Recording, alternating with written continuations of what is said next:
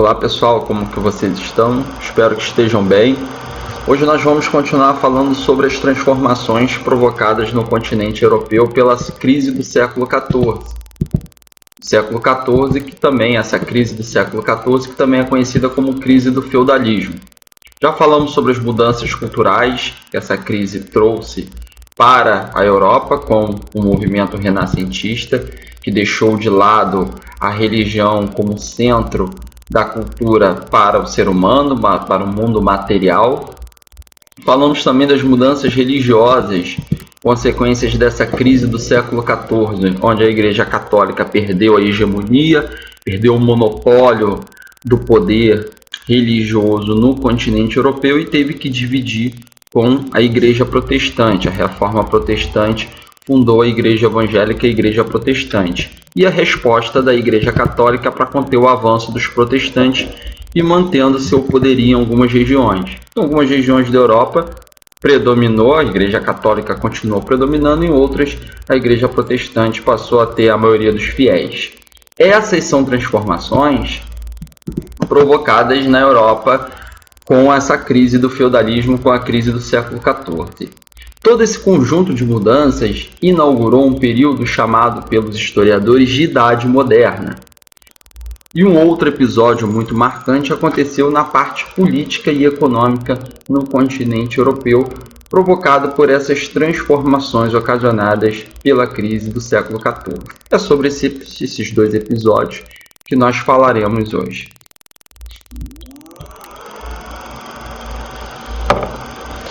O absolutismo foi uma dessas grandes transformações. É importante a gente lembrar que antes do feudalismo existiam várias porções de terra, onde cada terra era controlada por um senhor feudal. Com a crise do feudalismo, todas essas terras vão se unir numa só.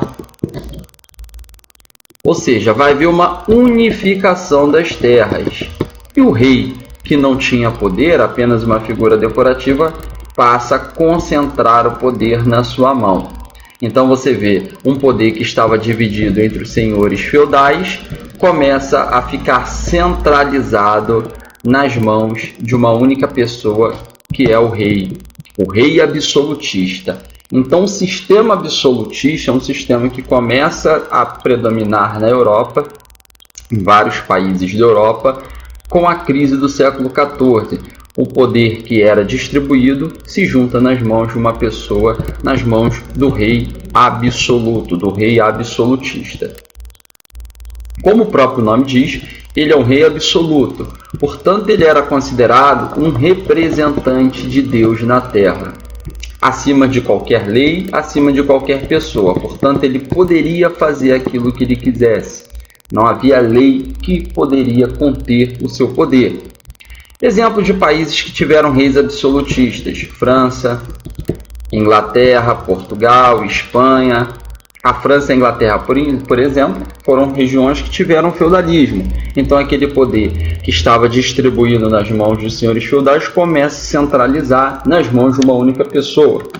Portugal e Espanha, os reinos católicos, eram vários reinos católicos que se unificaram, formaram Portugal, formaram Espanha e tiveram poder concentrado, centralizado na mão de um rei absolutista. Então todos esses países tiveram seus reis absolutistas e esses reis absolutistas passavam de pai para filho. Então Portugal, por exemplo, teve um rei absolutista. Quando esse falecia, ele era substituído por um outro, pelo seu filho, que passava a ser o novo rei absolutista de Portugal, e assim sucessivamente. E assim acontecia com esses outros países europeus citados aí. Muitos outros países europeus também, mas eu citei alguns exemplos. O maior exemplo de rei absolutista foi o Luís XIV da França, que é esse que vocês veem na imagem. A Elizabeth I da Inglaterra também foi um grande exemplo de rei absolutista, mas o maior exemplo que o mundo já viu de rei absoluto foi o Luís XIV, rei da França, que era chamado pelos franceses de Rei Sol. Tamanho era o seu poder. Assim como os planetas giram em torno do Sol, tudo na França girava em torno de Luís XIV. Ok? Ele era o centro da França. de modo que existe uma frase atribuída a ele onde ele teria dito: o Estado sou eu, ou seja, a França sou eu, o país sou eu. É importante destacar também que vários autores foram responsáveis por esse convencimento da população. Como que essa população ia aceitar um rei que concentrasse poder, um rei autoritário, um rei absoluto? Eram precisos autores, artistas de livros, escritores de livros, que através das suas obras fariam um convencimento, faziam a propaganda desses reis absolutistas. Como deixar de seguir os senhores feudais para passar a aceitar o poder centralizado nas mãos de um e ser esse um representante de Deus. Então era preciso o convencimento. Dois grandes nomes, Nicolau Maquiavel, através do seu livro O Príncipe, que convenceu que a população na Europa que era importante o rei ser respeitado, e não bonzinho, que o rei não poderia ficar preocupado com a fama de bonzinho, ele tinha que ser autoritário para que fosse necessário manter a ordem do país. E o Jacques Bossuet, com a teoria do direito divino, onde dizia que todo poder vem de Deus e só a ele, a Deus, o governante presta contas. Então a visão de que o governante ele não era um representante do povo, mas um representante de Deus, e assim poderia fazer aquilo que bem entendesse, no sentido daquilo que Deus quisesse, porque a conta de tudo aquilo que ele faria devia-se a Deus e não ao povo. Então ele não precisava justificar o povo as suas ações. Esses dois exemplos é importante a gente lembrar que são autores de livros, eles não são reis. Eles faziam propaganda, escreviam livros defendendo o rei autoritário, o rei centralizador do poder, o rei absoluto. Na parte econômica, a crise do século XIV trouxe grandes transformações também, como alternativa à crise, como o sistema mercantilista. O sistema mercantilista é um sistema marcado pela intervenção do governo, do Estado na economia. É simples entender. Se esses países têm reis concentradores de poder, autoritários, centralizadores, esses reis vão intervir ou não vão interferir na economia? É claro que vão. E a interferência desses reis, desses governos, desses reis na economia, é chamado de mercantilismo. Existem várias formas de mercantilismo que nós podemos citar. Entre elas, uma política desses reis na Europa que incentivavam a busca de metais preciosos.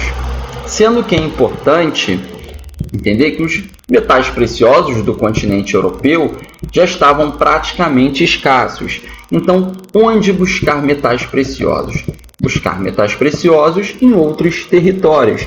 E essa política de incentivo na busca de metais preciosos é chamado de metalismo. Então, metalismo seria um exemplo de mercantilismo, uma forma desses governos interferirem na economia, ou seja, esses reis estimulavam projetos políticos e econômicos de busca por metais preciosos em outros territórios. Tem também o colonialismo, que é um outro exemplo de mercantilismo, onde esses reis, além de incentivarem a busca por metais preciosos, eles também incentivavam a busca por colonização de terras, ou seja, habitar e explorar territórios. Não só tirar metais preciosos, como tirar tudo aquilo que aquela terra poderia dar. E é a partir daí que inicia-se o processo de colonização das terras aqui na América. Cabral chega no Brasil porque ele foi patrocinado por uma política econômica de um rei absolutista de Portugal que incentivou a busca por terras do lado de cá. Cristóvão Colombo chega na América representando o rei da Espanha, o rei absolutista da Espanha. Então começa assim as grandes navegações e a dominação de territórios na América como consequência dessa política econômica colonialista, de incentivo à busca por terras, por colônias. Um exemplo de mercantilismo. E um terceiro exemplo de mercantilismo que esses países procuraram desenvolver era uma balança comercial favorável. Isso todo país procura ter, inclusive até hoje. Muitos conseguem, outros não conseguem. Ou seja, um país ele precisa exportar mais do que importar, ou seja, ele precisa vender mais do que comprar, para que sua balança fique favorável. Quando ele vende, ele lucra. Quando ele compra, ele gasta. Então, ele tem que vender mais do que comprar. Balança comercial favorável. Ou seja, pessoal, com isso nós terminamos as transformações políticas e econômicas que aconteceram na Europa com a crise do feudalismo e o início da Idade Moderna. Já tínhamos visto as transformações culturais, renascimento, as transformações religiosas, reforma protestante católica, agora as transformações na estrutura política e econômica. Até a próxima!